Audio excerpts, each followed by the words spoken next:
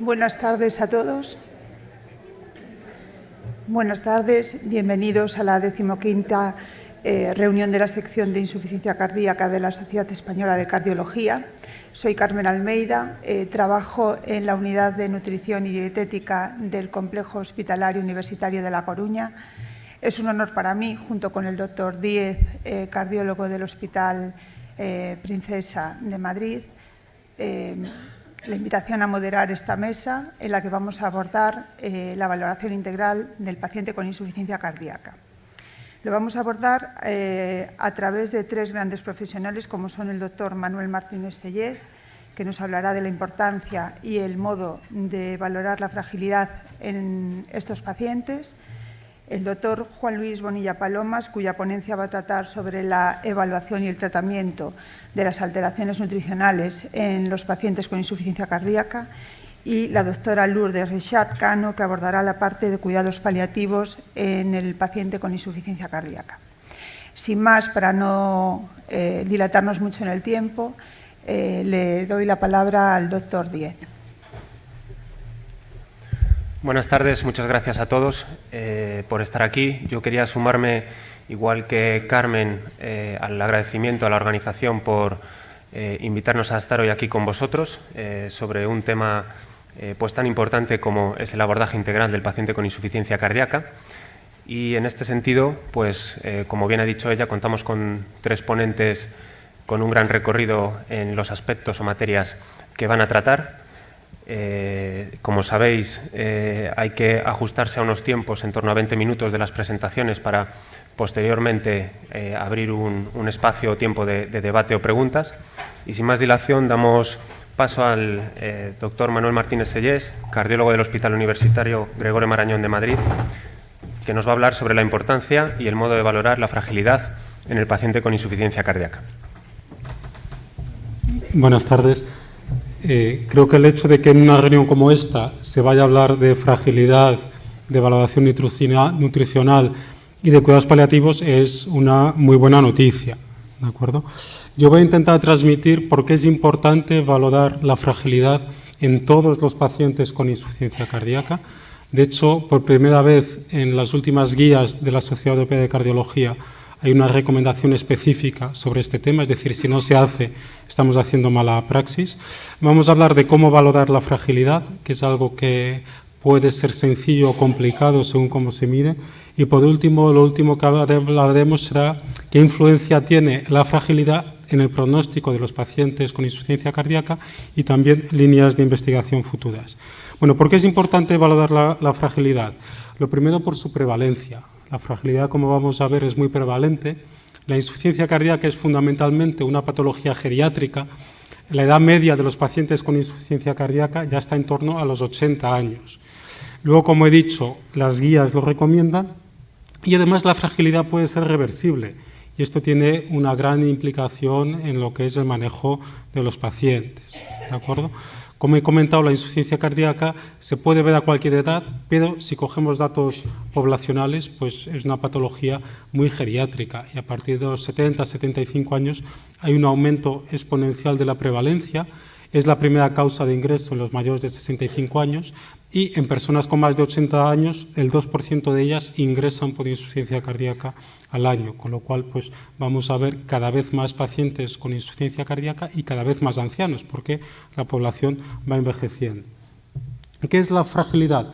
Bueno, es difícil de definir, pero la fragilidad sería algo así como un síndrome que hace que disminuya la reserva frente al estrés. Es decir, mientras una persona robusta está capacitada para resistir a muchos estreses, una persona frágil ante cualquier situación de estrés pues es más fácil que tenga un compromiso y muchas veces un compromiso vital.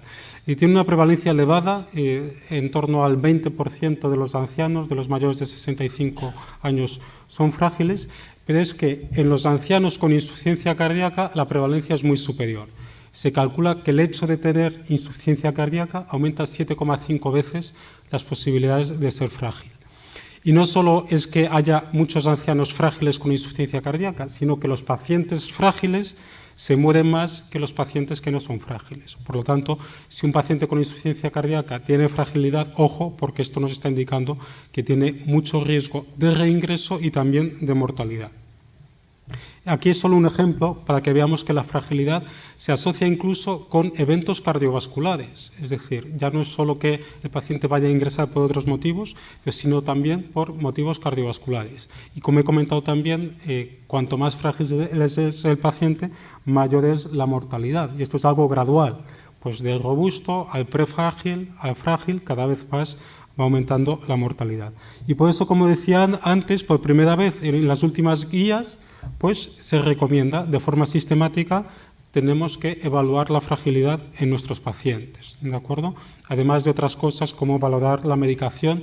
Cada vez más los pacientes con insuficiencia cardíaca tienen que tomar mucha medicación y hay pacientes que tienen unos planes terapéuticos que son totalmente inasumibles, ¿no? Yo me paso en la consulta más tiempo retirando medicaciones que poniendo medicaciones, ¿no? Y bueno, ¿hasta qué punto es necesario pues, un manejo integral de estos pacientes? ¿De acuerdo?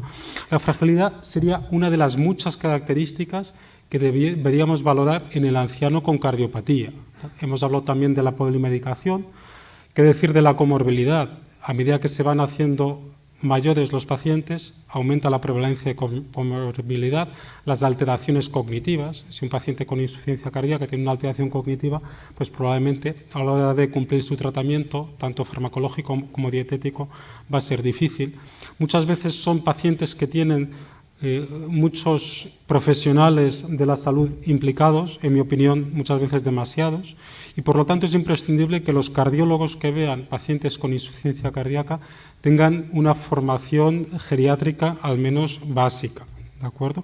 Muchas veces lo que hace el cardiólogo es centrarse en la historia cardiovascular, que tiene su importancia, pero bueno, tiene su importancia, como se ve ahí, es como un sexto de las cosas que hay que valorar. No es un error valorar la historia cardiovascular, el error es quedarse solo en eso, ¿no? Hay que hacer otra serie de valoraciones, también una valoración geriátrica integral que debe incluir también la fragilidad. ¿Qué factores geriátricos hay que incluir en esta evaluación? Ya hemos hablado de la fragilidad, la comorbilidad, el estado funcional.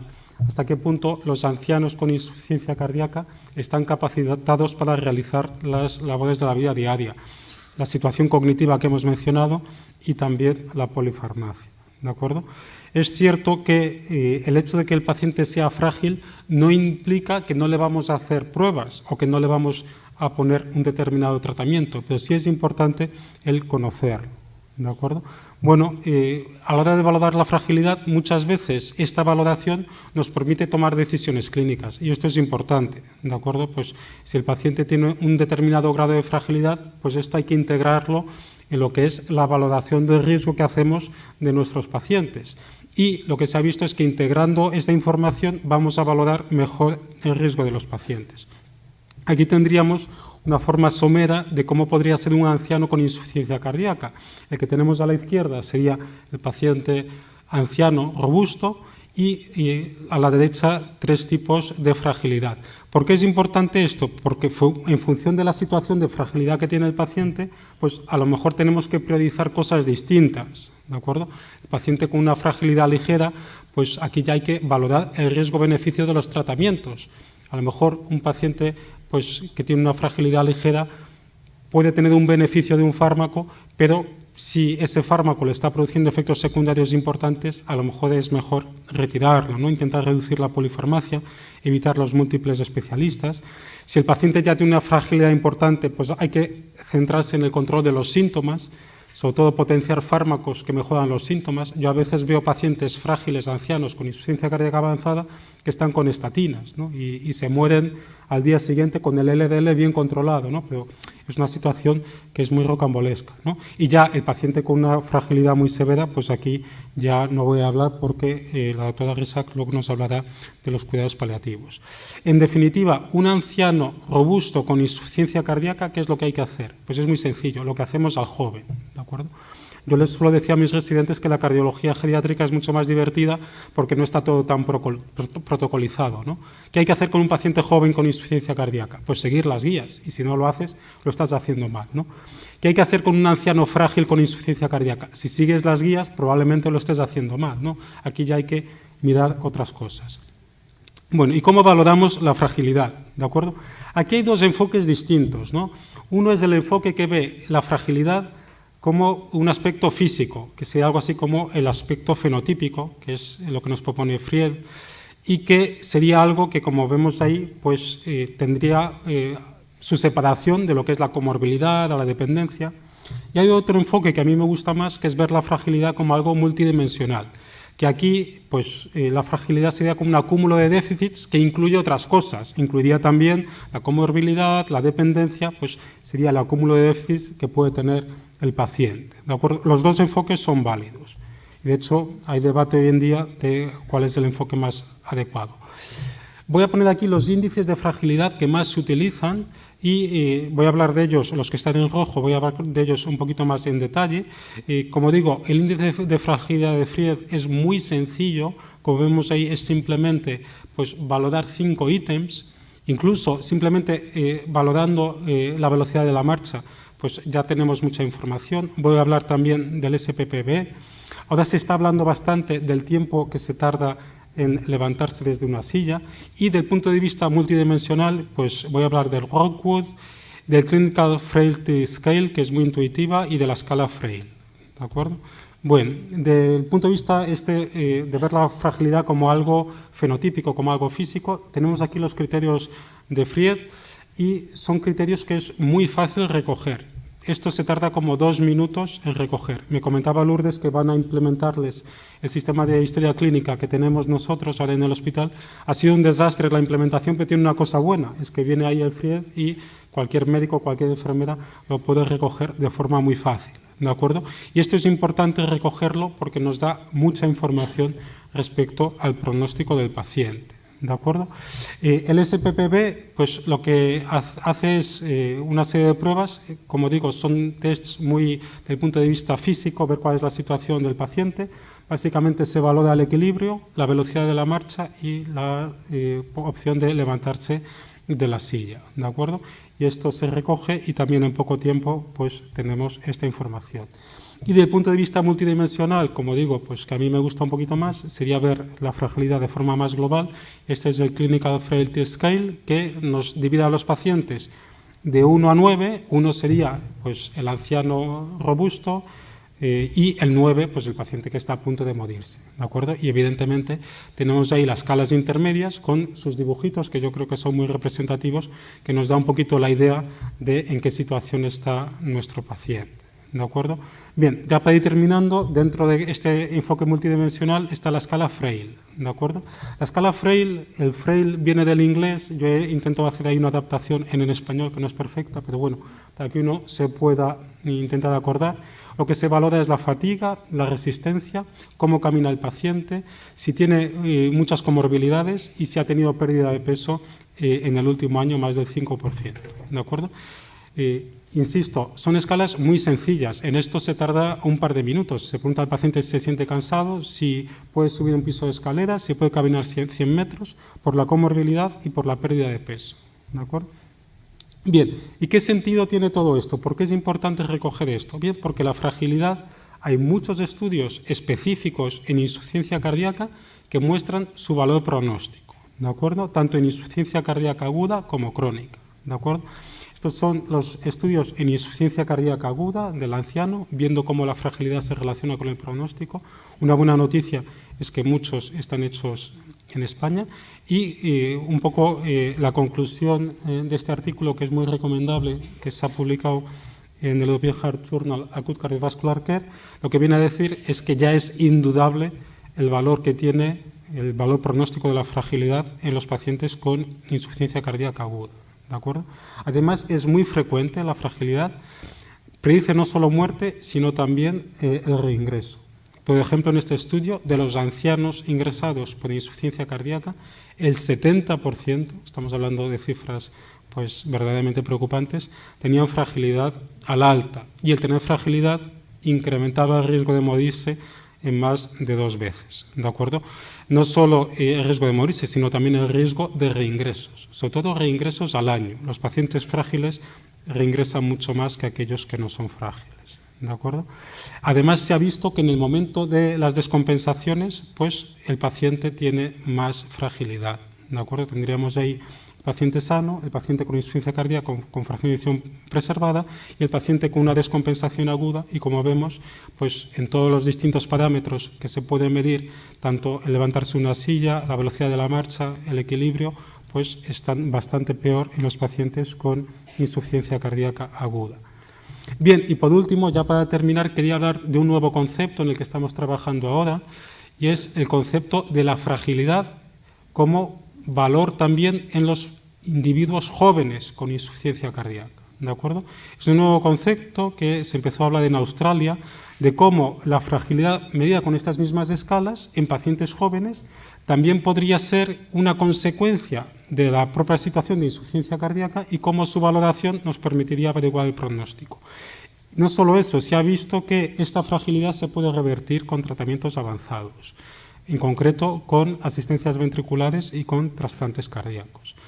Y teniendo esto en mente, los 3 hospitales de Madrid que hacemos trasplantes cardíacos estamos haciendo actualmente un ensayo o un estudio. Es un registro que simplemente lo que hacemos es valorar la fragilidad que tienen los pacientes en el momento de entrada en lista de trasplante cardíaco, ¿de acuerdo? Los datos preliminares los hemos mandado al Congreso Nacional de Cardiología y no los puedo presentar, pero sí tengo los datos de mi servicio que los presentamos en el último Europeo de Cardiología, y este es un poquito el registro, el diseño que hemos hecho. Básicamente lo que se hace es, en el momento que el paciente se incluye en lista de trasplante cardíaco, se recogen distintos parámetros de fragilidad y estos distintos parámetros de fragilidad se van recogiendo cada 3 meses para ver cómo va modificando la fragilidad, probablemente vaya aumentando en los pacientes que no se trasplantan, y a partir del momento del trasplante pues se sigue recogiendo durante 1 año, nuevamente para ver cómo se modifican los parámetros después del trasplante cardíaco, ¿de acuerdo? Bueno, como digo, ya tenemos algún dato preliminar, este es lo que digo de mi centro, pero bueno, probablemente si tenemos suerte en el Congreso Nacional de Cardiología podemos presentar ya los datos de los 3 centros. Bueno, como conclusiones, la insuficiencia cardíaca es un síndrome geriátrico, con lo cual todos los que nos dedicamos a ella tenemos que estudiar la fragilidad sí o sí. Es muy importante y yo diría muy sencillo. Es que a veces, evidentemente, valorar la fragilidad de forma fina, etcétera, pues a lo mejor no quiero meterme mucho en esto porque hay geriatras en la sala, pero eso puede ser complejo, pero una valoración protocolizada es muy sencilla y es muy importante. Y bueno, queda un poquito la duda de si esto también es útil en jóvenes. Esto hoy en día todavía no lo sabemos, yo creo que sí, pero no lo sabemos, pero en ancianos, desde luego. Muchas gracias.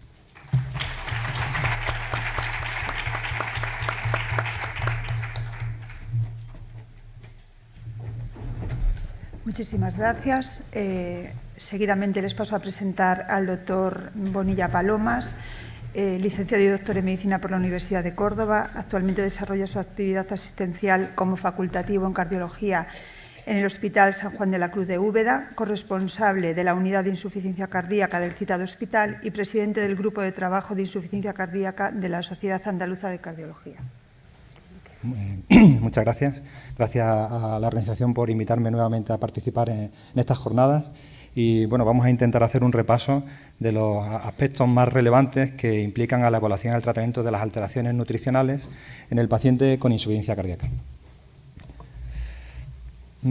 Por hacer una descripción inicialmente de lo que supone la desnutrición, lo habitual es que estas alteraciones surjan como consecuencia de una disminución de los aportes de nutrientes y de energía. Es probable que bajo ello exista algún proceso agudo o crónico y la evaluación de las alteraciones nutricionales pueden hacerse desde el punto de vista clínico o analítico. ¿Qué encontramos desde el punto de vista clínico? Pues habitualmente alteraciones antropométricas, fáciles de identificar algunas, otras más complejas, pero aparece pérdida de peso, pérdida de apetito. El paciente podemos encontrarlo ya incluso en una situación de bajo peso según el índice de masa corporal y podemos encontrar también en estadios más avanzados cambios en la composición corporal, disminución de la masa grasa, de la muscular y de la masa ósea. Desde el punto de vista del laboratorio, probablemente las alteraciones más importantes corresponden a las proteínas. Empieza a haber una disminución de la concentración de distintas proteínas que se van alterando según su vida media. La prealbúmina, que de una vida media más corta, es la primera en alterarse, posteriormente la transferrina, la albúmina, y en estadios más avanzados de desnutrición podemos incluso encontrar disminución de los niveles de colesterol y de linfocitos. Por ello, clásicamente, la evaluación del estado nutricional se ha basado en la determinación de todos estos parámetros. Hacemos una evaluación clínica del paciente, si hay pérdida de peso, pérdida de apetito, si existe alguna enfermedad aguda o crónica grave. Se hace una evaluación de la ingesta, de las alteraciones bioquímicas, antropométricas y, finalmente, también disponemos de una especie de herramientas o de test que nos permiten de una forma global evaluar el estado nutricional del paciente.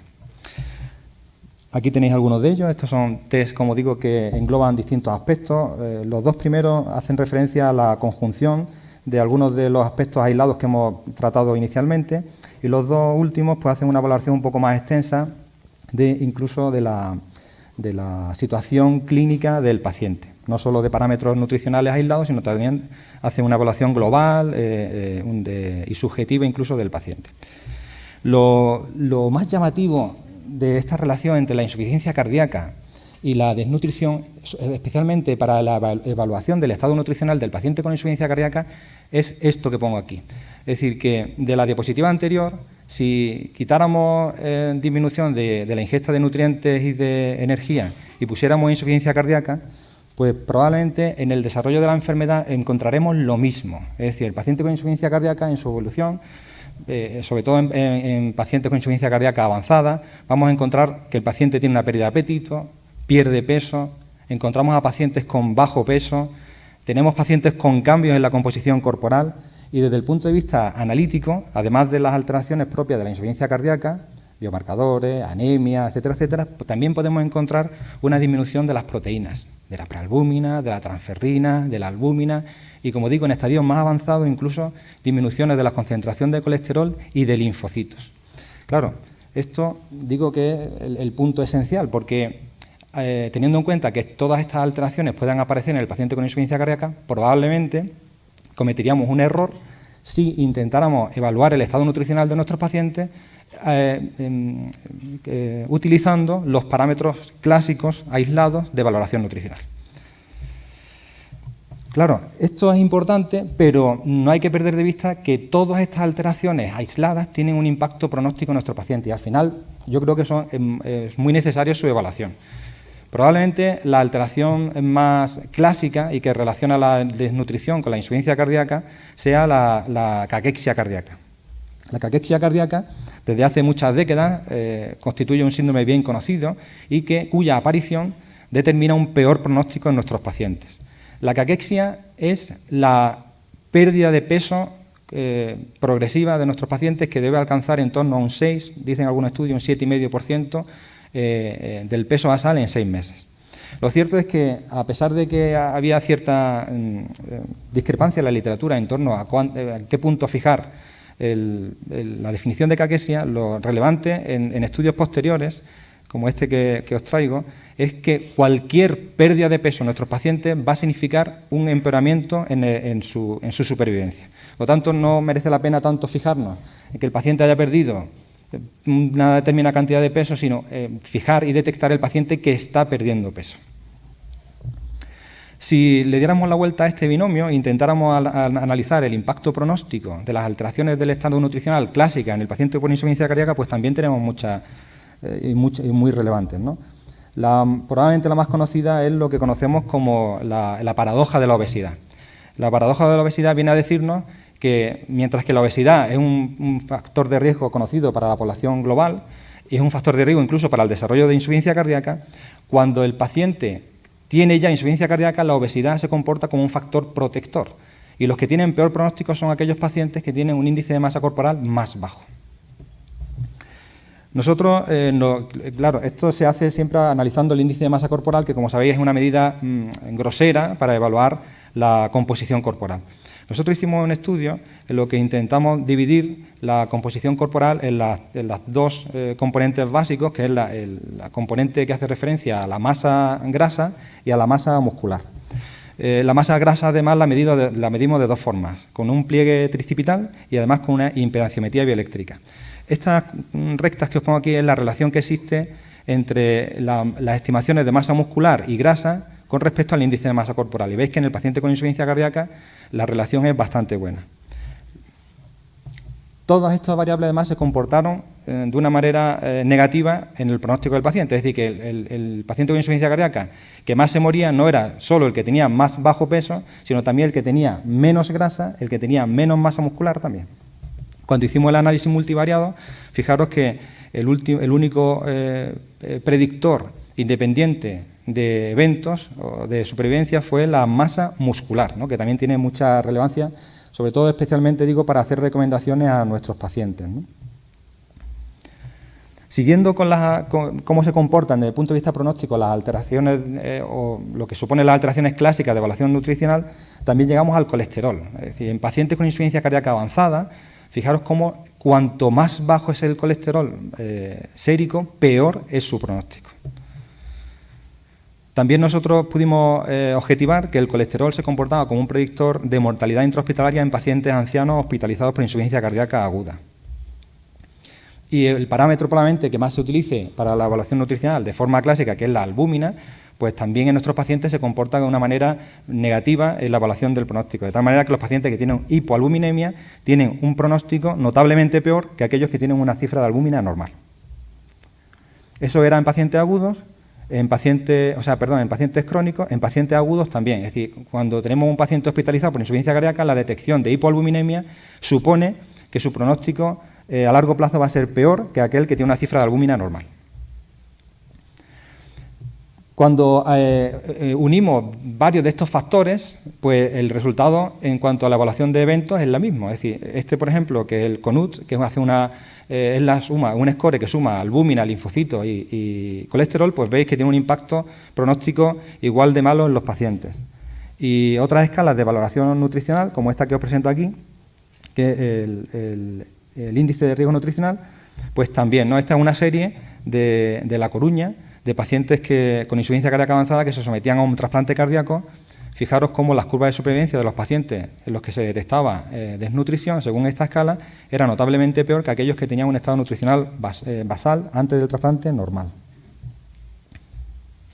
Y claro, vamos al punto fundamental. Ya he dicho que las alteraciones nutricionales comparten mucho de las alteraciones que podemos encontrar en la propia evaluación del paciente con insuficiencia cardíaca, de tal manera que, como digo, cometeríamos un error si intentáramos hacer una evaluación exclusivamente con estos parámetros del estado nutricional de nuestros pacientes, porque al final la fisiopatología de la insuficiencia cardíaca es la que nos va a explicar todas estas alteraciones que hemos visto: la hipoalbuminemia, la hipocolesterolemia, la caquexia, el tener el bajo peso.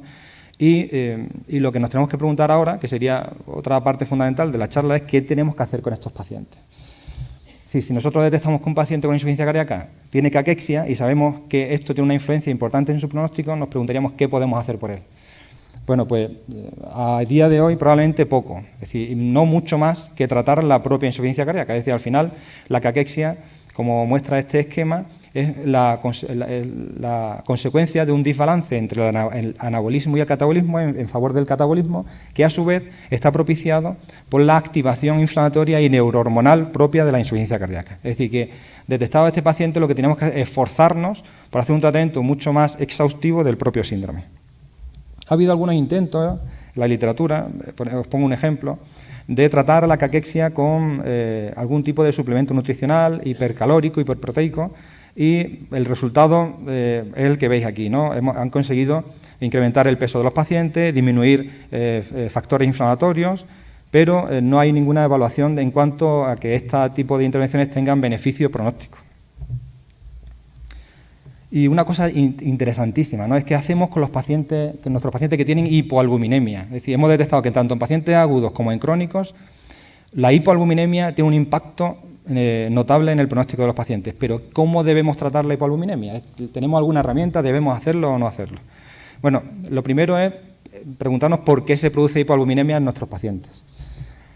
La hipoalbuminemia tiene varias causas. Esta primera la pongo a colación de este estudio, en la que refleja que la hipoalbuminemia puede ser simplemente una consecuencia del incremento de la presión venosa que propicia una extravasación de albúmina del espacio intra al extracelular. Y además, la congestión esplácnica también permite que parte de la albúmina se pierda en el tubo digestivo. Estos autores lo que vieron es que simplemente el tratamiento deplectivo intenso en estos pacientes propiciaba una recuperación de la albúmina y eso se hacía en torno a entre las 2 y las 4 semanas. Es decir, que nuevamente tenemos una alteración que parece propiciada por la propia insuficiencia cardíaca, pero que no es una alteración nutricional y que no deberíamos corregir, en este caso, con una intervención nutricional, sino con el tratamiento de la propia insuficiencia cardíaca. Otras teorías un poco más complejas explican también que la hipoalbuminemia es el resultado de la activación neurohormonal e inflamatoria de la insuficiencia cardíaca. La activación inflamatoria lo que propicia es la aparición de ciertas interleuquinas, especialmente la interleuquina 6, que va a tener distintos efectos. Lo primero es que disminuye la síntesis hepática de albúmina y el segundo es que también, junto con otras interleuquinas, propicia una alteración de la función endotelial y también permite que parte de la albúmina intravascular salga al espacio extravascular. Nosotros hicimos un estudio de pacientes con hipoalbuminemia y en el estudio, entre los factores que se relacionaban con la hipoalbuminemia, el más importante fue la PCR. Esto era importante también porque precisamente la interleuquina 6 es la interleuquina más importante en la formación hepática de PCR, es decir, que al final nosotros con la PCR casi que podíamos hacer una evaluación adecuada de la actividad inflamatoria de nuestros pacientes. Y ya digo que en nuestro caso el parámetro más importante que determinaba la hipoalbuminemia era la actividad inflamatoria. Por eso nos decidimos a hacer un estudio que lo que intentaba era demostrar que la utilización de un modulador inflamatorio o un modulador de la inflamación en los pacientes con hipoalbuminemia y una actividad inflamatoria elevada, pues el uso de este modulador de la inflamación podría ayudar a la recuperación de la cifra de albúmina. Este es el estudio Proteica y el modulador de la inflamación que utilizamos fueron los ácidos omega 3 en altas dosis. Los ácidos omega 3 ya habían demostrado en estudios previos que tenían un efecto potente en la disminución de la PCR, de la interleuquina 6 y de otros marcadores inflamatorios en el paciente con insuficiencia cardíaca. Seleccionamos pacientes hospitalizados con insuficiencia cardíaca que tenían una albúmina sérica inferior a 3,4 y además tenían una PCR alta. Se sometían al tratamiento convencional de la insuficiencia cardíaca y se aleatorizaban a dos brazos, a placebo o al tratamiento con 4 gramos diarios de ácido omega 3. Bueno, pues en este contexto, estas son las curvas de disminución de la proteína C reactiva, en las que veis que no obtuvimos, hubo una diferencia en el valor de PCR entre el dato basal y la semana 1 y entre el dato basal y la semana 4, pero no encontramos ninguna diferencia en la PCR en ninguno de los puntos entre los pacientes que tomaban omega 3 y los pacientes que tomaban placebo. Cuando analizamos cómo evolucionaba la cifra de albúmina, pues ocurría algo parecido. La albúmina incrementaba y de forma significativa entre la dato basal y la semana 4 y entre la semana 1 y la semana 4, pero en cada uno de los puntos no había diferencia entre los pacientes que tomaban placebo y aquellos que tomaban omega 3. Es decir, que nuevamente, pues, en este contexto al menos, la utilización de este modulador de la inflamación no tuvo ningún efecto ni en la reducción de PCR ni en el incremento de la cifra de albúmina. Lo único positivo que nos permitió este estudio es demostrar que, igual que pasaba con el estudio anterior, es decir, que el tratamiento intenso de la insuficiencia cardíaca propiciaba una recuperación de la cifra de albúmina, pues aquí lo mismo, ¿no? Es decir, en torno al mes, aquellos pacientes que tienen hipoalbuminemia, pues la recuperan, digamos, de forma espontánea o con el tratamiento propio de la insuficiencia cardíaca, sin que sea necesario añadir ningún otro fármaco. Como por ir rematando, ya hemos visto toda la confusión que existe entre los factores clásicos de evaluación nutricional, cómo se entremezclan con la propia fisiopatología de la insuficiencia cardíaca, y esto lo que nos tiene que hacer pensar es que para la evaluación del estado nutricional tenemos que recurrir a escalas, a herramientas, a test que sean mucho más globales, ¿no? Que no incorporen elementos aislados. Aquí os traigo un ejemplo, que el NRS 2002, que hace una evaluación clínica del paciente, de la pérdida de peso, hace una evaluación de la ingesta y todo esto va sumando puntos. Aquellos pacientes que tienen un score superior o igual a 3, pues se detecta que están en riesgo de desnutrición. Esta otra escala, que es la que nosotros utilizamos, que es la MNA, está compuesta de 18 ítems y veis que tiene una evaluación también global, antropométrica, una valoración de general clínica del paciente, una valoración dietética e incluso una valoración subjetiva. Esta escala pues, permite diferenciar a 3 tipos de pacientes: malnutridos, en riesgo de desnutrición o bien nutridos. Y claro, y también son importantes porque no solo son escalas que permiten hacer una evaluación del estado nutricional, sino que también se han testado en insuficiencia cardíaca como predictores de eventos. Son predictores independientes de mortalidad. Aquí tenéis una de ellas, que es la NRS 2002. Aquellos pacientes que tenían una puntuación por encima de 3, en esta escala tienen un pronóstico, como veis, peor que aquellos pacientes que tienen una puntuación inferior a 3. Con la encuesta MNA ocurre lo mismo. En los pacientes que tienen son con esta encuesta catalogados como pacientes desnutridos, tienen un pronóstico notablemente peor que aquellos que tienen un estado nutricional normal. Y fijaros que incluso después de la alta hospitalaria, estos son datos de pacientes hospitalizados, la mortalidad de los pacientes desnutridos alcanza el 56% frente al 11% de los pacientes con buen estado nutricional. Esta escala también se ha testado en otra población de pacientes. Es un grupo de trasplante, en la evaluación de pacientes en insuficiencia cardíaca avanzada, previo al tratamiento que se propuso, que era trasplante, asistencia ventricular o tratamiento conservador. Bueno, pues con cualquiera de esas estrategias, siempre el paciente que estaba desnutrido, pues tenía un pronóstico mucho peor. De todos los elementos, de todas las herramientas globales de evaluación nutricional en el paciente con insuficiencia cardíaca, parece que esta encuesta MNA es la que más potencia tiene en cuanto al riesgo relativo. Quiere decir que al final parece que es la que es capaz de detectar al paciente con peor pronóstico, ¿no? Y por eso nosotros la hemos utilizado siempre y la seguimos utilizando. Es decir, no hay todavía nadie que nos haya convencido de que no lo hagamos. Atendiendo a este tipo de evaluación global del paciente, nosotros también hicimos un estudio, el estudio PICNIC, en el que pacientes clasificados como desnutridos según la encuesta MNA eran aleatorizados a un grupo de tratamiento convencional de la insuficiencia cardíaca o a un grupo de intervención nutricional. La intervención nutricional era dirigida por un médico experto en nutrición y un técnico en nutrición y dietética, y consistía en una optimización de la dieta del paciente, la realización de una serie de recomendaciones que van dirigidas a la cumplimentación de la dieta, y en caso de que se estimara de que los objetivos nutricionales no se cumplían, pues existía la posibilidad de utilizar suplementos nutricionales. Bueno, ya conocéis que este trabajo tuvo un impacto muy notable porque los pacientes sometidos a la intervención nutricional tuvieron una supervivencia mucho mayor que aquellos que se sometieron al grupo control.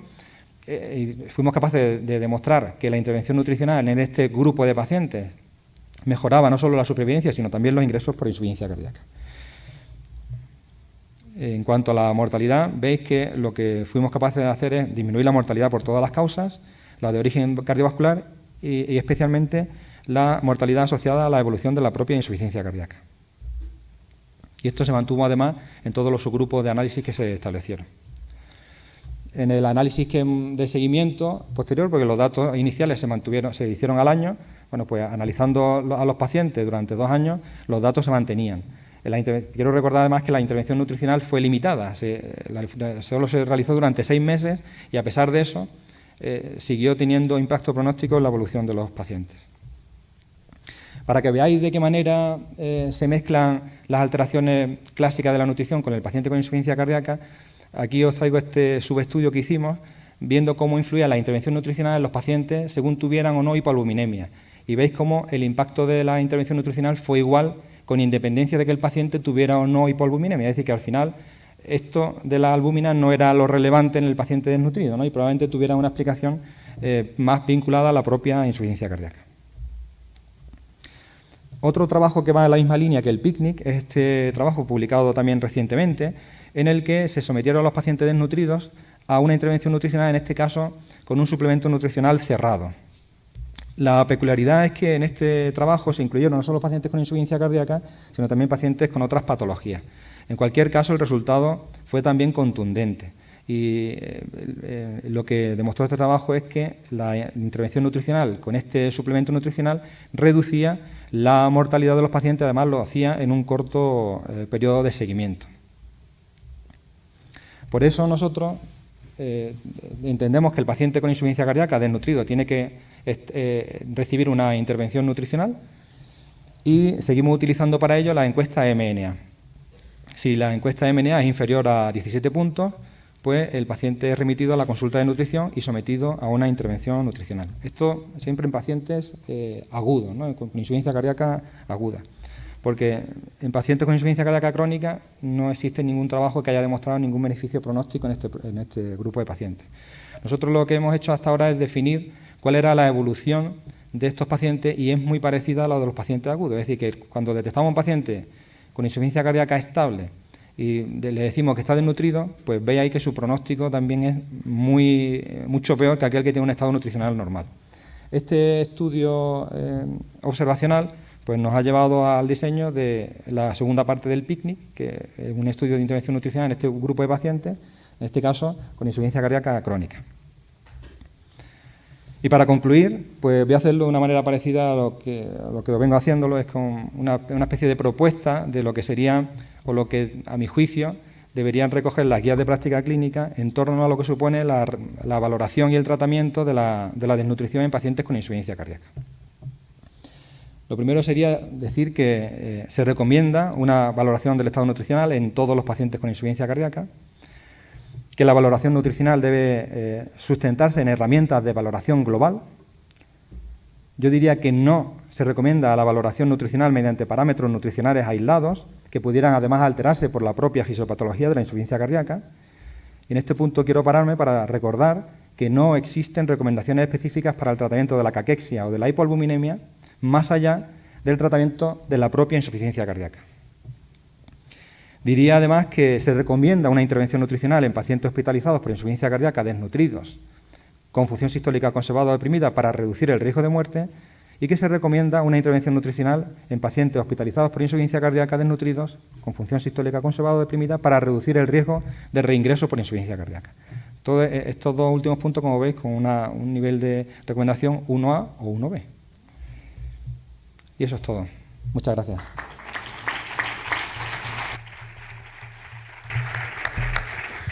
Muchas gracias, doctor Bonilla. En línea con lo anterior, si os parece, dejamos las preguntas para el final. A continuación, la siguiente charla corre a cargo de la doctora Lourdes Resac. La doctora Resac es especialista en geriatría, es coordinadora de la Unidad de Cuidados Paliativos del Hospital Ramón y Cajal y es también miembro del Grupo de Trabajo Europeo de Cuidados Paliativos en Insuficiencia Cardíaca. Su charla lleva por título Actualización sobre cuidados paliativos en el paciente con insuficiencia cardíaca, para quién, cuándo y cómo, y son preguntas que seguro que nos va a responder. Cuando quieras, muchas gracias. Buenas tardes, muchas gracias por esta invitación y por haber introducido los cuidados paliativos en este congreso.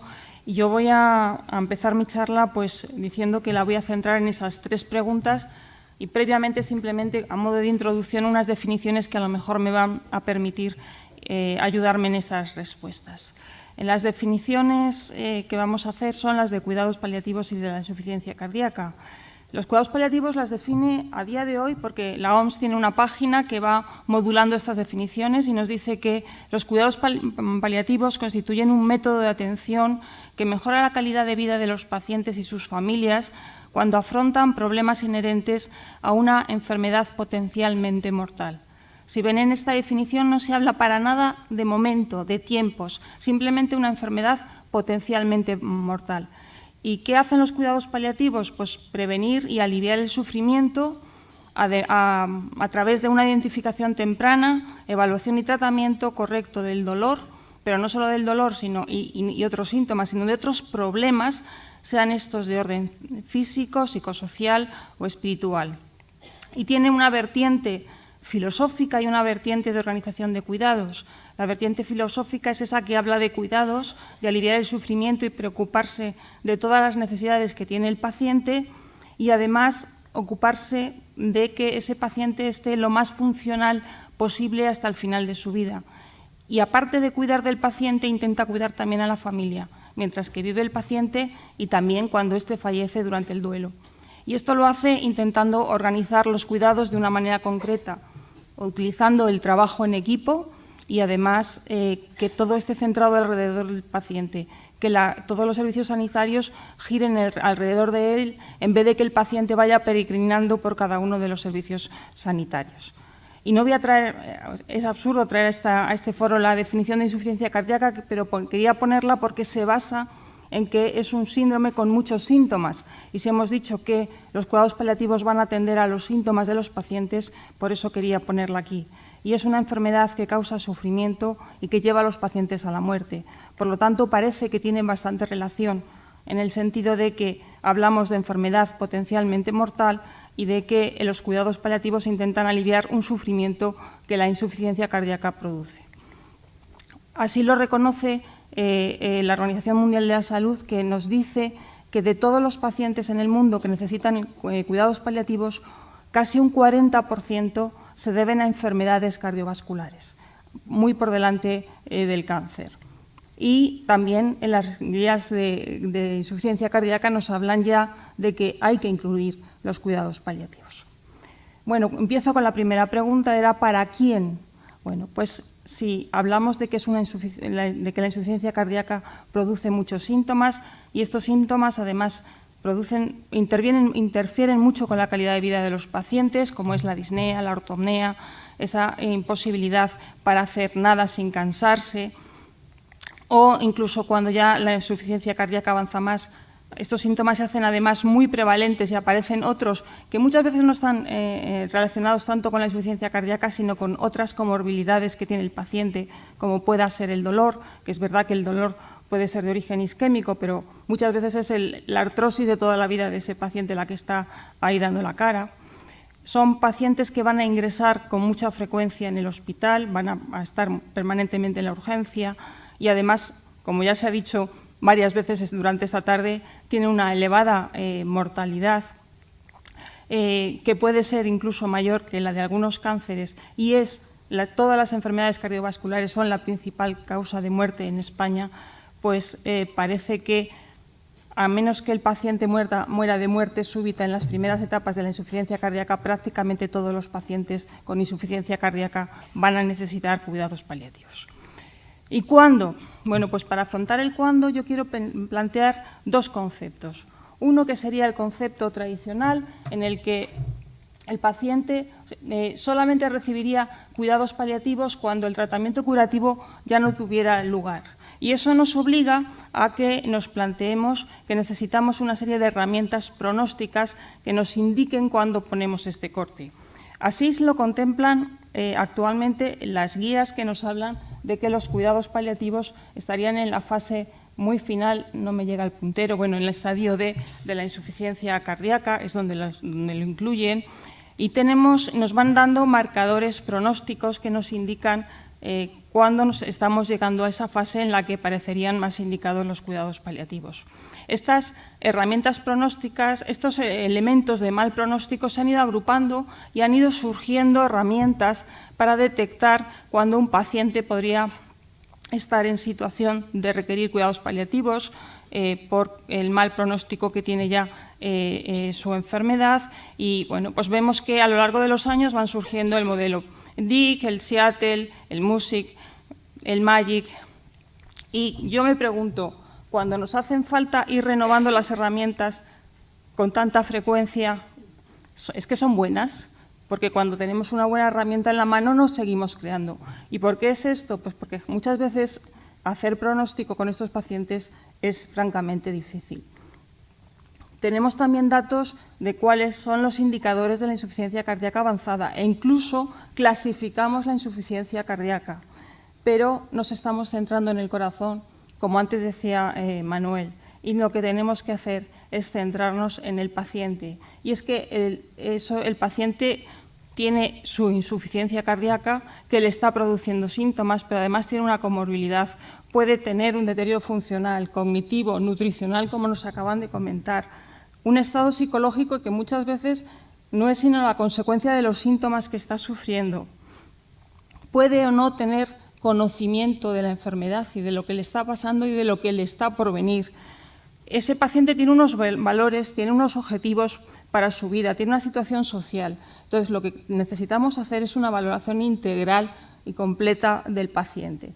Y con esto también se han querido crear modelos pronósticos, juntando todos estos factores. Y tenemos herramientas que unas proceden del mundo de los cuidados paliativos, como pueda ser el PAP-Score, el PPI, el CARI, y otras que están basadas en la evaluación geriátrica integral, como los índices de fragilidad, de los que nos ha hablado antes el doctor Manuel Martínez Sellés, el MPI, o traigo el índice frágil, valoración integral geriátrica, que está hecha por un español y que, bueno, pues es una herramienta relativamente sencilla, todavía está poco probada, pero que abarca elementos de la propia enfermedad, de los síndromes geriátricos, su situación social, emocional, cognitiva, nutricional y funcional, y nos da esta mortalidad asociada a cada uno de los índices de fragilidad. Bueno, con esto hacemos una foto fija del paciente, pero es que además esto evoluciona en el tiempo de una manera distinta en cada paciente. Tenemos que ver la película de la evolución de cada uno de los problemas, cómo de rápida está evolucionando la insuficiencia cardíaca, el deterioro funcional, el deterioro nutricional, etcétera, etcétera. De esta manera tendremos pacientes que tengan una pendiente muy rápida y otros que la tengan más lenta. Todo esto lo definimos con la curva de la insuficiencia cardíaca sobre la que habría que ir montando el resto de las curvas del deterioro funcional, cognitivo, etcétera, etcétera. Y sobre esto lo que yo quiero ir viendo es qué tratamientos hacemos en cada fase. Y, bueno, pues esto sería el tratamiento específico de la insuficiencia cardíaca, el que pone el cardiólogo, que a medida que cada una de las agudizaciones hay que reforzar el tratamiento, luego durante la fase de esta estable de meseta parece que también el tratamiento se mantiene estable y en cada una de las agudizaciones va necesitando reforzarlo y conforme avanza la enfermedad cada vez hay que reforzar más el tratamiento hasta que llega un momento que el tratamiento o el paciente no lo tolera o ya no es eficaz. ¿Y dónde entrarían aquí los cuidados paliativos? Pues yo no me conformo con que sea en esta fase final. Yo diría, y no, vamos, esto no es idea mía, está adaptado, que desde el principio de la insuficiencia cardíaca, puesto que tenemos una enfermedad que ya está condicionando la supervivencia del paciente, en este momento hay que controlar síntomas, hay que informar al paciente de qué tipo de enfermedad tiene y qué es lo que le va a venir. Y que hay que ir apoyando a lo largo de la enfermedad y, lógicamente, conforme la enfermedad va progresando, cada vez va teniendo más papel los cuidados paliativos y posiblemente al final sean los únicos que queden. De esta manera, el modelo no sería un modelo de corte, sino un modelo de convivencia de ambos tipos de tratamiento en el que, a medida que el tratamiento específico va teniendo menos lugar, el tratamiento paliativo tendría más cabida. Y este sería un modelo de atención adecuado al paciente según sus necesidades. De manera que yo me pregunto,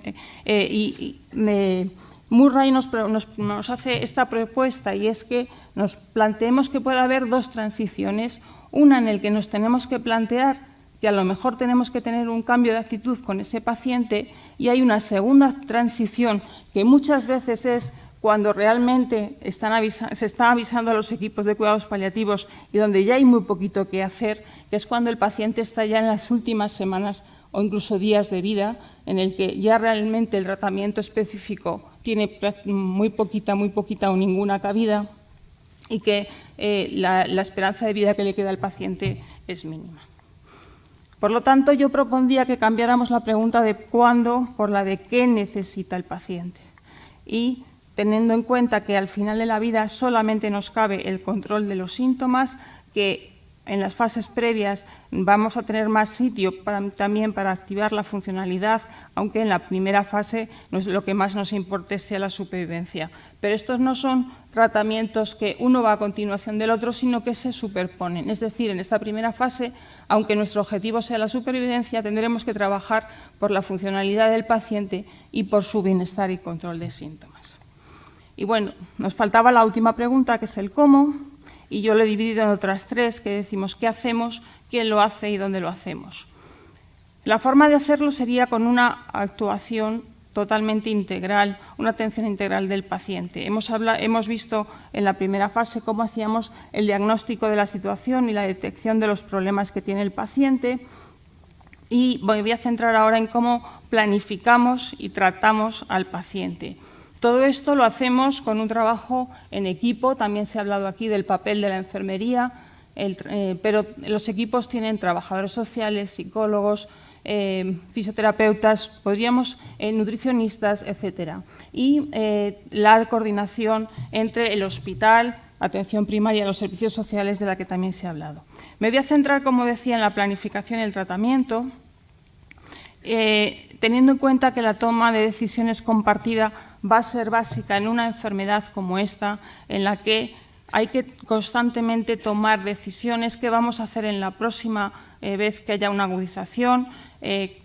¿Cuándo vamos a parar de hacer esto? ¿Qué es lo mejor para el paciente? Entonces, la toma de decisiones debe ser compartida, no es algo que opinamos los médicos. El paciente tiene sus preferencias y esta es la definición. Es un proceso deliberativo y estructurado mediante el cual una persona expresa sus valores y deseos respecto a sus procesos de atención. Y va a ser importante en todas las fases de la insuficiencia cardíaca.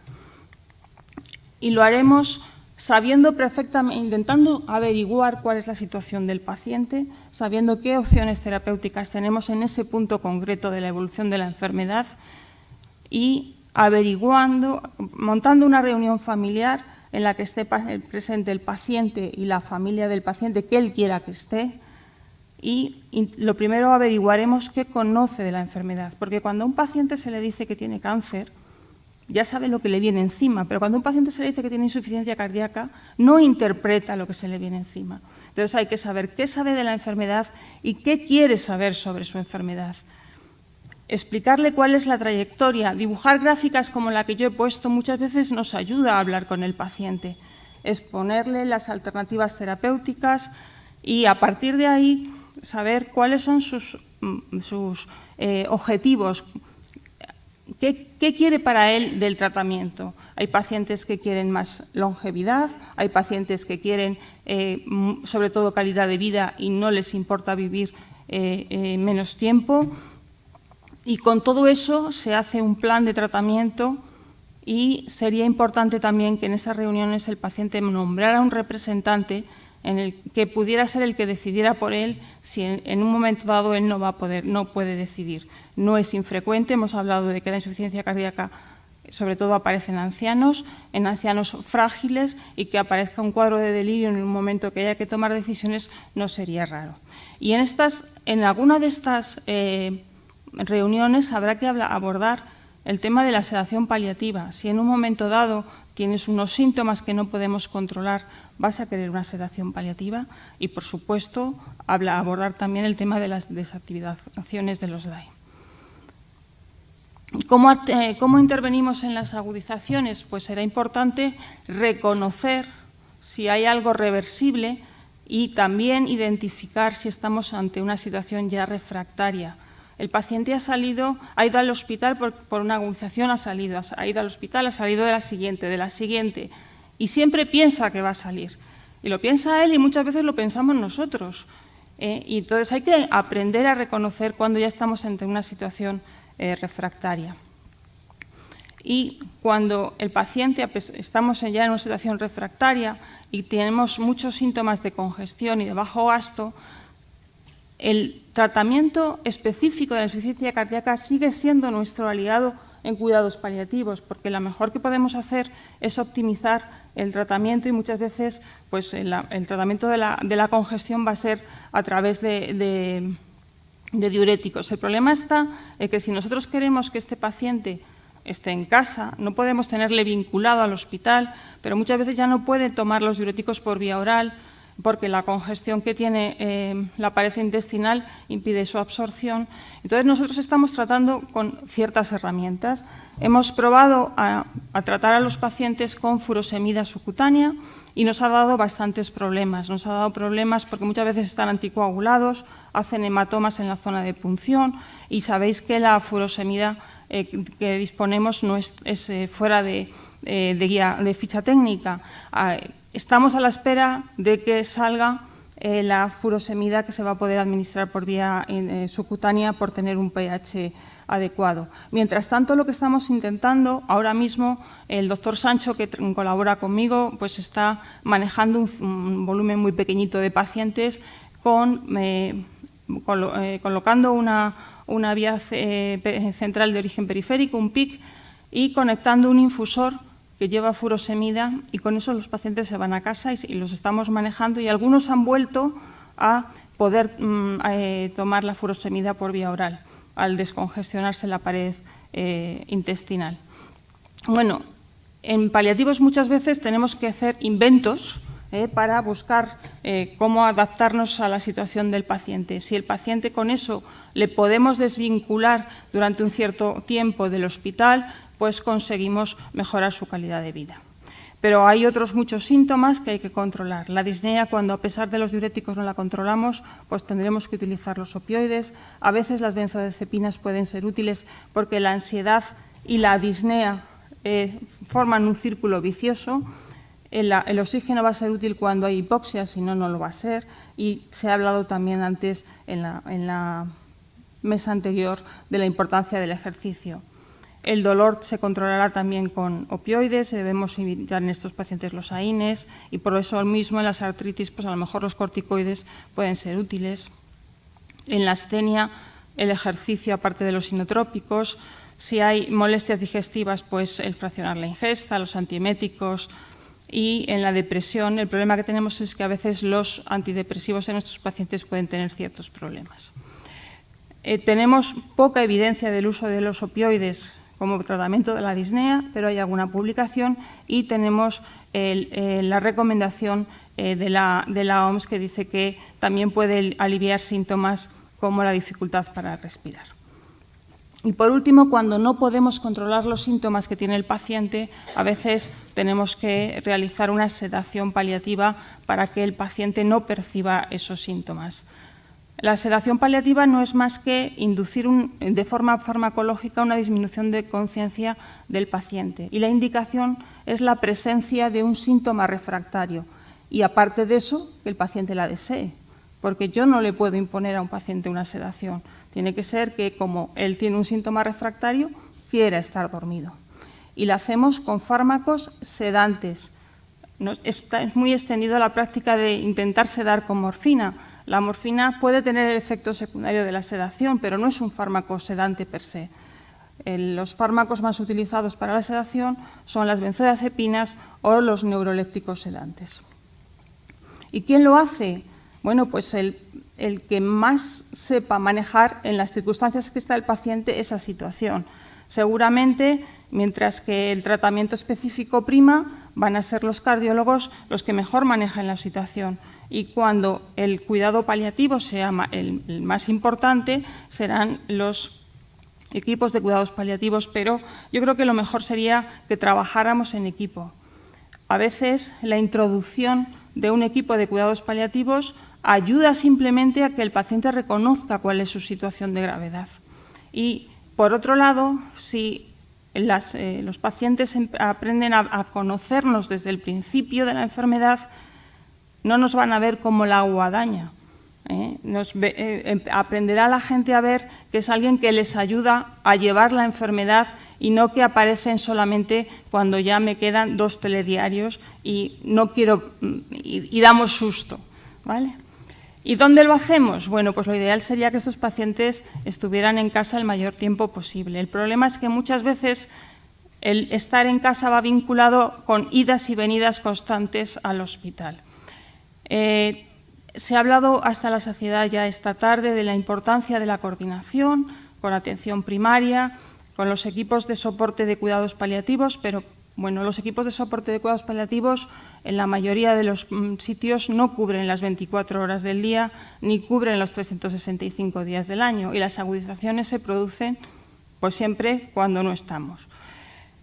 Y cuando la casa es muy difícil, porque la situación de manejo de la enfermedad es complicada, pues a veces el mejor lugar para que esté el paciente es en una unidad de cuidados paliativos hospitalaria.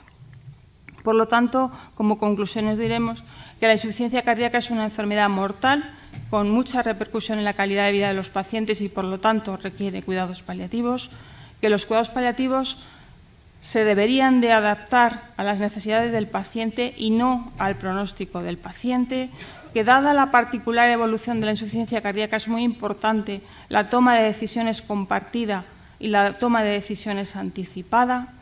El paciente con insuficiencia cardíaca necesita que le prestemos atención al control de sus síntomas y a otras muchas necesidades que la enfermedad les crea, que se debe de reconocer la segunda transición, identificar si el paciente necesita o no una sedación paliativa, que el paciente necesita que se sepa reconocer cuándo es necesaria la intervención de profesionales con conocimientos específicos de cuidados paliativos y que es necesario una adecuada coordinación para conseguir la mejor continuidad de cuidados. Muchas gracias.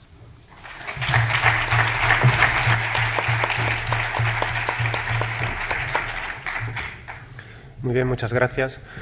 Abrimos, si os parece bien, ahora el turno de preguntas. No sé si hay alguna pregunta en la sala referente a alguna de las presentaciones que hemos visto.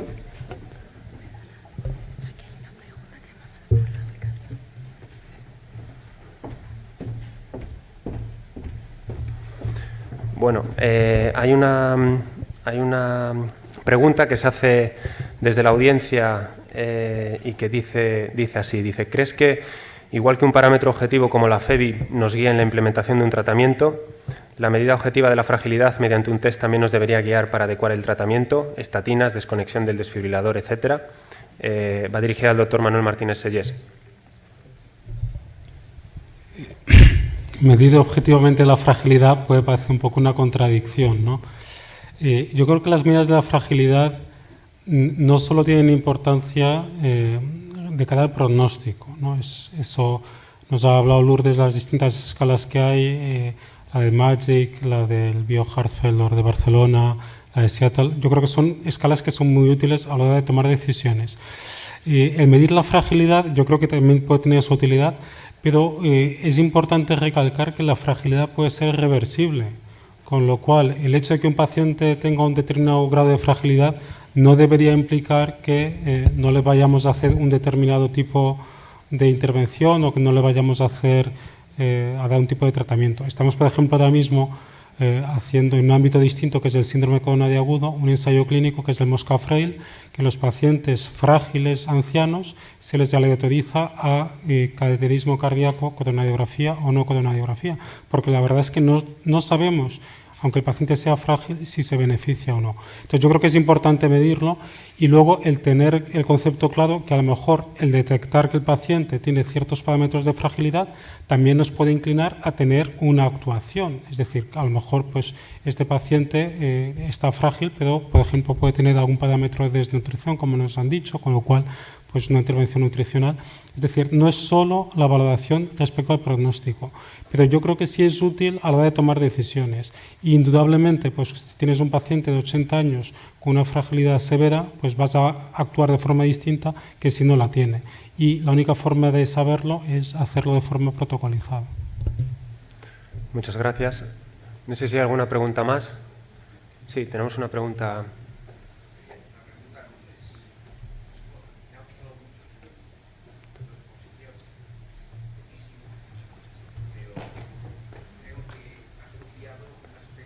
Danos un minutín si quieres, que te acercamos el micro.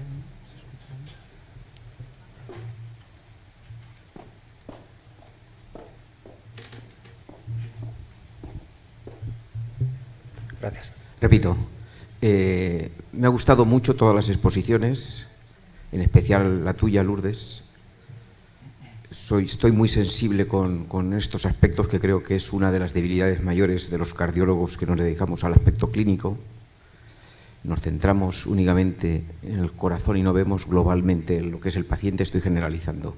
Pero he visto que has obviado y no has comentado nada sobre el aspecto de las últimas voluntades y después sobre una serie de proyectos legislativos. Concretamente, en el día de hoy, hace menos de una hora, se ha aprobado en las Cortes Valencianas la ley de la muerte digna. ¿Qué nos puedes decir al respecto de todo esto?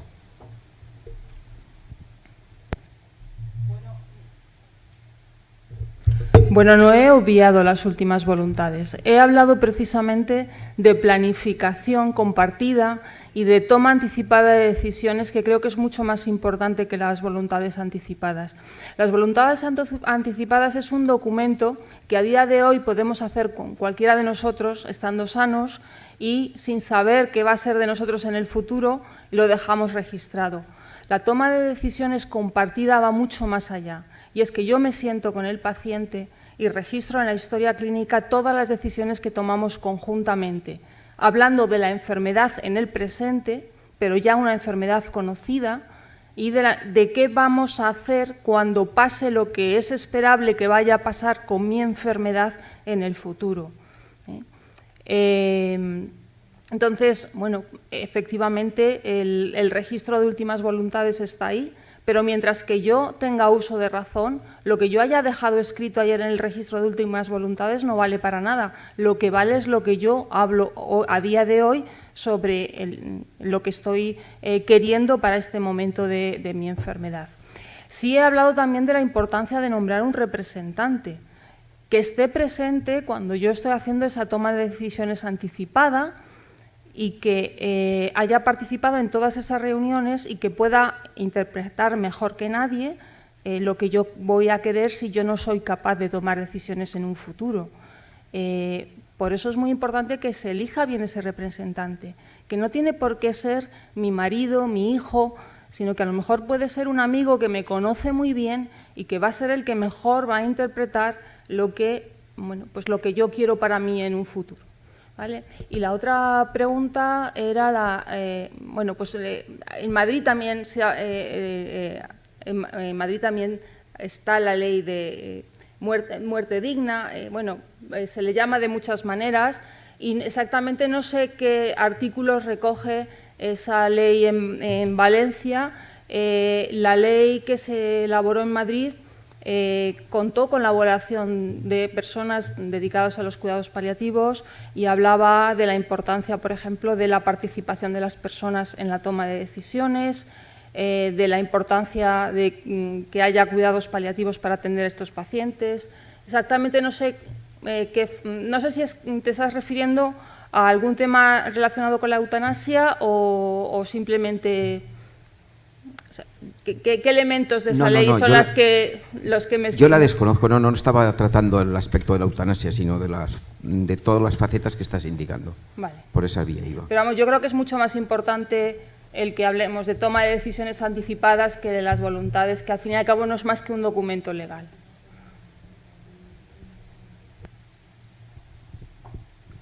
Hola, buenas tardes. Yo soy internista de un hospital comarcal de Guipúzcoa, que no tiene más allá de 100 camas. Nosotros, quería felicitar a la doctora Resac por la exposición, que a mí también me ha gustado mucho. Nosotros hacemos los cuidados paliativos con decisiones compartidas a través del servicio de hospitalización a domicilio.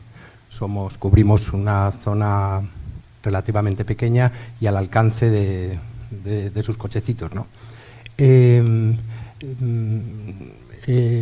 Cuando el paciente ingresa en insuficiencia cardíaca, en situación de estadios terminales, nosotros sabemos que lo que más influye en la calidad de vida de ellos son los síntomas congestivos, esto está clarísimo, más que cualquier otro de los parámetros. Y sí me ha llamado la atención tres cosas sobre las que sí quería poner un poco el puntico sobre la I. Utilizamos más la torasemida que la furosemida por lo predictivo de su absorción a nivel intestinal en el paciente congestivo. 20 gramos de torasemida los podemos equiparar a 80 de furosemida y se absorben más prediciblemente. Nosotros sí estamos utilizando las bombas de infusión subcutánea y no estamos teniendo especiales problemas. Las utilizamos en los últimos días de ingreso. Vemos que funciona, enseñamos incluso a los pacientes y familiares a cargarlas y somos capaces de dar 200 miligramos de furosemida subcutáneo, que viene a ser aproximadamente 2/3 de la dosis endovenosa. Y también estamos, y esto sí lo publicará la doctora Fernández, y ya habló algo en el último Congreso de Cuidados Paliativos, de hospitalización a domicilio, sí estamos utilizando el Seguril oral. el seguril oral en botellín, en botijo.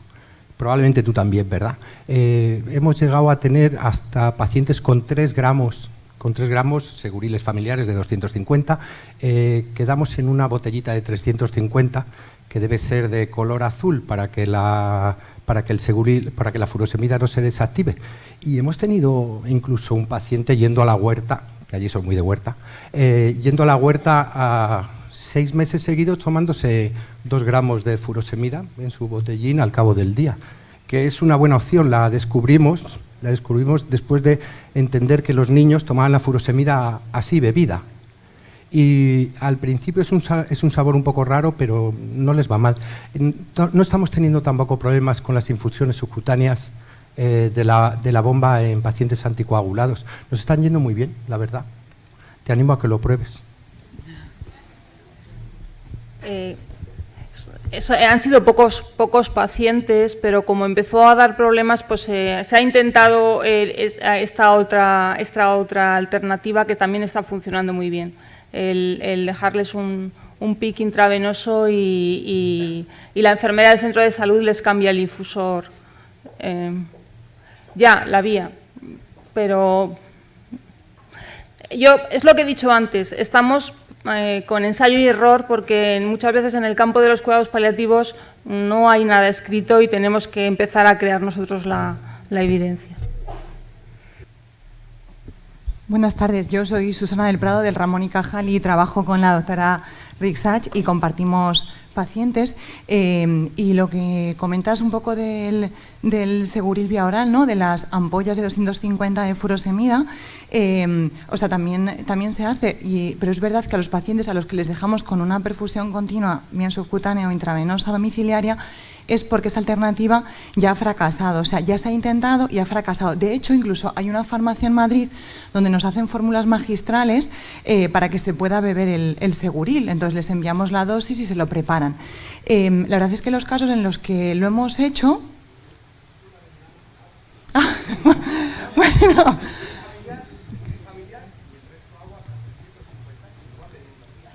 Pues nuestro intento, un poquito acordado con los compañeros de paliativos y con los nefrólogos, es hacer una formulación magistral en la farmacia. Y de hecho lo hacen en una farmacia y lo pueden repartir a otras farmacias que están más cerca del domicilio de los pacientes. Y hay algunos pacientes que temporalmente han ido bien con esto, pero generalmente cuando ya se pone el elastómero es porque esta actitud pues ha fracasado, ¿no? Igual quizá lo que Lourdes comentaba, y que es un poco diferente a lo que hacéis vosotros, no solamente a un paciente al que se le deja con un tiempo determinado, sino que lo hacemos en pacientes en los que ya no queda otra alternativa más que el ingreso, que somos incapaces, incluso con dosis intermitentes intravenosas en el hospital de día, se lo dejamos una temporada, cuando se puede se quita, pero hay pacientes incluso que han estado 6 meses, ¿no? O sea, no es una dosis para estar una semana, que probablemente con eso en paciente anticoagulado no tienes problemas, pero cuando empieza a progresar el tiempo, empieza a hacer hematoma, o por lo menos esa es nuestra sensación, ¿verdad? Y por eso se nos suele coagular la vía y nosotros les cogemos un PIC, no hemos tenido problemas de infecciones y van bien.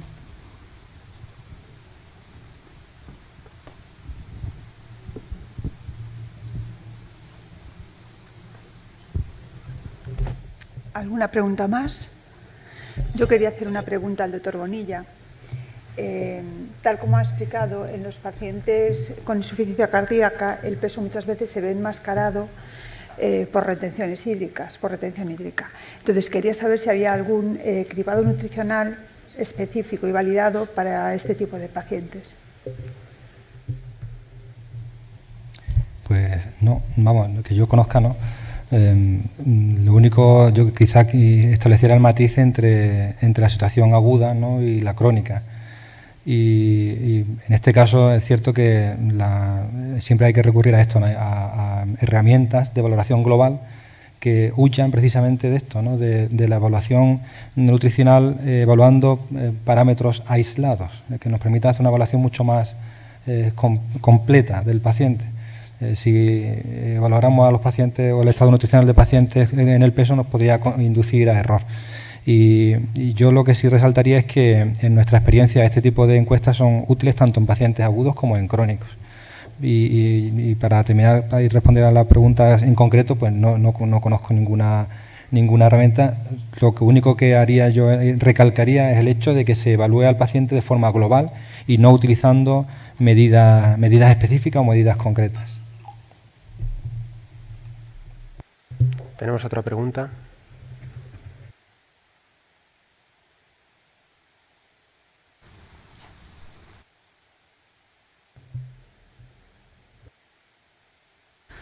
Hola, buenas. Yo creo que es bastante frecuente tener pocos recursos, mejor que muchos recursos. Entonces, en cuanto a la nutrición, es frecuente no tener un nutricionista a quien recurrir, o quizás se pueda tener estando en el hospital, cuando el enfermo ya no está hospitalizado, pues, ¿qué hacemos? Entonces, una cosa que nos planteamos las enfermeras es el volumen de líquido y la sal que tienen esos suplementos nutricionales. ¿Pondría usted alguna cantidad concreta de líquido para esos suplementos o una cantidad concreta de sal de ese contenido? ¿Y qué otras alternativas? Porque a veces no tienen acceso ni se los financian. ¿Qué otras alternativas? Y en cuanto a la fragilidad, estoy de acuerdo con lo último que usted ha dicho, no es algo estático. Y yo tampoco tengo fisioterapeutas para ir al domicilio y creo sinceramente, y lo he visto y lo he comprobado, la capacidad de mejora que tiene esa fragilidad, muy en concreto el ejercicio que puede hacer un paciente, qué consejos le podemos hacer para que haga autónomamente o ayudado por sus, digamos, familiares o amigos o con quien viva. Empiezo yo, si os parece. Bueno, con respecto a las alternativas, sí que existen alternativas. De hecho, nosotros en la experiencia diaria e incluso en el ensayo clínico que llevamos a cabo, el porcentaje de pacientes que se sometían al tratamiento con suplementos nutricionales estándar era muy poco. Lo que primaba era la optimización de la dieta y unas recomendaciones que se hacían para mejorar la adherencia a la dieta que se proponía. Y en todas esas recomendaciones, como comprenderéis, son muy extensas, desde la preparación, el tipo de cocinado, triturar los alimentos. Al final, casi que la nutricionista lo que prepara son lo mismo que se vende en farmacias, pero elaborado en casa, ¿no? Es decir, que alternativas en este caso hay, sobre todo, como dices, porque los suplementos nutricionales suelen ser muy caros, en algunas comunidades no están financiados, hay que hacer visados, etcétera, etcétera.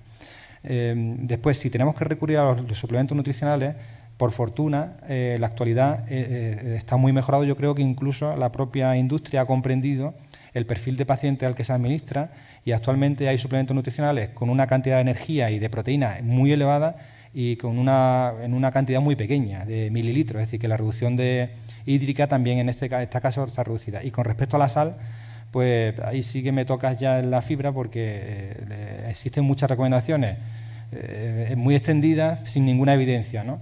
Yo hoy no he traído ningunos ejemplos, pero las intervenciones nutricionales que se han hecho clásicamente en los pacientes con insuficiencia cardíaca iban en la línea simplemente de la sal y del líquido, no poco más, ¿no? No había ninguna cosa específica.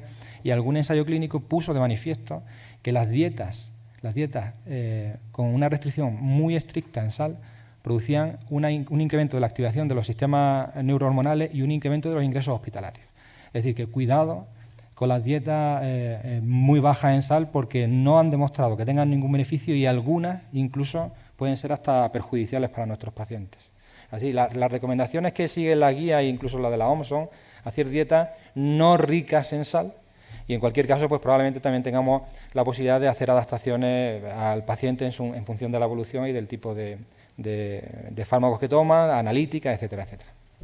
Sí, disculpa, pero en cuanto a la sal, es que hay mucha variedad en los suplementos nutricionales. Todos no son iguales. No estoy hablando de una dieta de no sal, sino una dieta, como tú muy bien dices, normal, ¿no? Pero algunos pegan verdaderos chutes de sal. Entonces, yo creo que hay que estar al tanto de realmente cuál es la composición. Sí, pero vamos, yo creo que con respecto a los suplementos, las recomendaciones deben ir en la línea de las recomendaciones que le hacemos a los pacientes con insuficiencia cardíaca de intentar hacer dietas evitar el exceso de sal, que la guía actualmente lo pone en 6 gramos, ¿no? Y yo creo que por esa línea debemos seguir también.